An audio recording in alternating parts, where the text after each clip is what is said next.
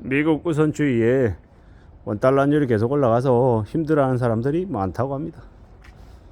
이런 시기에 앞으로 원화절하가 아니라 원화절상이 될 거다라는 의견도 있네요. 미국이라고 하는 나라가 이제 자신의 달러 이제 가치를 이제 떨어뜨려서, 그러니까 원화를 절상시켜서 이제 더 많은 것들을 요구하려 한답니다. 이 원화 절상하게 되면 이 달러당 뭐 900원 되고 1000원 되고 하면 어떤 일이 벌어지겠습니까? 이 당장에는 수입 물가가 좋아져서 이 돈을 가지고 있는 사람들은 사는 게 좋다라고 얘기하겠지만, 이 궁극적으로는 수출로 먹고 사는 대한민국의 경제가 상당 부분 쪼그라들 수밖에 없다라는 거. 그게 미국의 트럼프가 바라는 모습이라고 하네요. 당장은 사람들이 그에 대해서 믿지 못할 겁니다.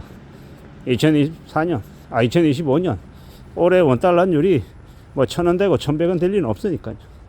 근데 이제 2년 지나고 3년 지나면 그렇게 될 가능성이 높다라는 겁니다. 지금 원달러율이 1450원, 1500원, 1600원 갈 수도 있다라는 이야기도 하지만, 우리는 항상 한 수, 두 수 다음을 봐야 되니까 앞으로의 시대가 어떻게 흘러갈지에 대한 것들을 좀 따져볼 필요가 있겠다라는 겁니다.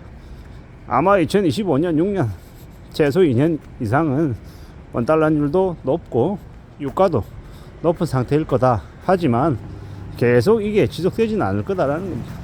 결국 트럼프가 바라는 건 이 원화절상 약달러이고 또 저유가다라고 이야기합니다. 그에 걸맞춰서 우리가 앞으로 어떻게 우리네 세상이 변할지를 한번 생각해 볼 필요가 있는 것 같습니다. 당장은 2025년, 2026년 당장은 아마 고물가에 고금리에 되게 분위기가 안 좋을 거예요. 부동산 시장 얼어붙고 이 자산 시장의 거래도 대폭 줄어들고, 그러고 난 이후에는 이제 고물가에 사람들이 지갑을 안 열고 소비가 위축되고 이 소비 실종에 매수가 되게 침체되고 나면 이제 물건들이 남아 돌면 물건 가격이 폭락하겠죠. 그리고 그 폭락한 가격에 사람들이 반응하는 게 아니라 가격이 내려갔는데도 이제 그동안 소비를 안 하던 그 분위기가 계속 지속이 돼서 이 소비는 계속 실종된 상태. 그러면 나중에는 인플레이션이 디플레이션으로 이제 전환이 된다라는 거. 그러고 나면 소비는 더더욱더 침체가 되고, 그 침체된 상황 속에서 이제 성장까지 같이 이제 쪼그라드는 되게 이제 힘겨워지는 상황이 이제 벌어지는 거죠. 그러면 이제 잃어버린 이제 10년 시작하는 거죠. 나중에는 이 원화 약세로, 원화 강세로 이제 수입 물가도 괜찮아지고 하는데도 이제 사람들은 소비를 안 하고 내수 이제 더 어려워지고, 또한 수출은 수출대로 이제 더 힘들어지고, 게다가 이제 저유가로 이제 또 이제 상황들을 또 이제 우리가 새로이 적응하고 이제 받아들여야겠죠. 결국 이제 서민들의 삶이 더 빡빡해진다라는 건 부인할 수 없는 사실이 되는 것 같습니다. 그리고 이제 2025년을 1년을 보내면서 한국의 더 큰 이제 어려움들, 충격들은 사람들이 이제 그냥 희망이나 기대나 의지를 갖지 못하게 될 것 같다라는 겁니다. 그렇게 희망이 꺾인 이제 되게 우중충하고 되게 우울한 사회가 이제 벌어진다라는 것. 게다가 지금 현재 정치의 양극단의 이 분열도, 이 비방도 매우 극심하죠. 그게 지금의 상황이 우리의 먹고 삶이 되게 힘들다라고 하는 것들을 보여주는 증거가 아닌가라는 생각을 해봅니다. 내가 먹고 살기 힘드니까, 내가 죽겠으니까 이 상황들을 가상에 누군가를 적으로 만들어서 그를 악마화하고 그를 처단하고 그를 죽여야 내가 살 수 있다, 뭐 이런 생각을 하는 것 같습니다. 참 어처구니가 없죠. 이 험한 시대를 살아가는데 사람들 머릿속에 옳고 그름도, 그 판단도 안 중요하다고 생각하는 것 같습니다. 아이, 그런 거 모르겠고 내가 먹고 살 수 있냐고 없냐고, 내가 살아남냐고, 뭐 이런 것에 더욱더 관심 가지고 집중하는 것 같습니다. 그런 험한 시대가 지금인 것 같습니다. 참 살벌하죠. 2025년에 인력 구조 조정에서 자르는 경우도 되게 많이 발생한답니다.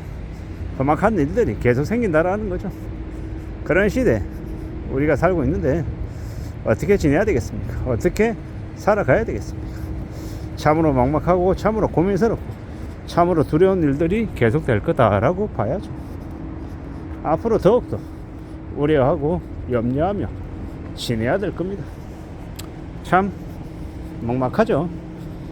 트럼프 이기정부 시대에 벌써부터 움찔움찔하고 위축되어 가고 있으니 말입니다.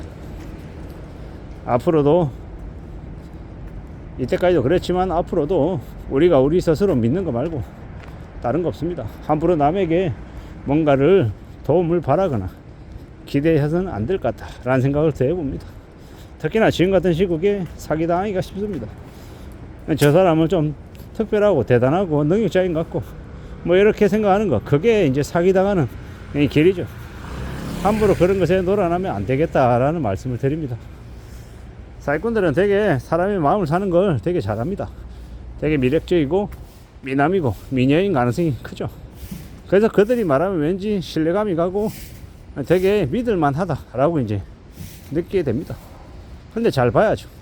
그런 것들이 가짜일 가능성이 크기 때문이죠. 심사숙고하고 조심하고 또 대비하며 살아가야 됩니다. 안 그랬다가는 큰 화를 입을 수 있다라고 생각하는 거죠. 트럼프 이기정부 시대 온갖 것들이 불안하죠. 두려움이 가득합니다. 이런 시대를 살아가고 있는데 어떻게 안전하게 살아갈 수 있을까라는 고민을 하는 건 매우 당연하다라는 것. 이 당연한 모습들 속에서 우리는 지극히 상식적인 판단, 상식적인 생각을 하며 살아가야 될 것입니다. 그러지 않으면 되게 힘들 거다라는 겁니다. 잘 생각하고 잘 따져보고 잘 고려하며 지내야 되겠습니다. 너무 욕심 부리면 안 된다라는 것. 큰 욕심을 부리지 말자라고 말씀드립니다. 앞으로 우리가 살아가며 경험하고 겪는 것들 꽤 많은 것들이 우리를 어떻게 만들어 갈지 두고 봐야죠. 살펴봐야 될 것 같습니다. 잘 좀 궁리하고 잘 좀 따져보며 지내야 되겠죠. 그게 더욱더 필요한 것 같습니다. 조심하고 또 조심하고 더 심사숙고하고 더 대비하며 살아가야 된다라는 거, 그걸 말씀드립니다.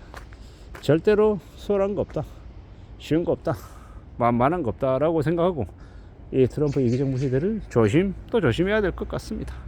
이상입니다.